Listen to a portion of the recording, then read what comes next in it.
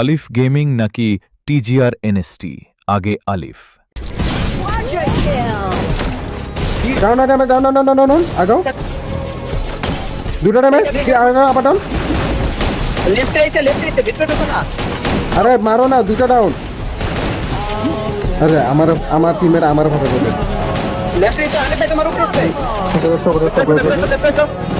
আচ্ছা আচ্ছা পিছে থাকো ভিতরে লেফট ব্যাক করো এটা নাও 75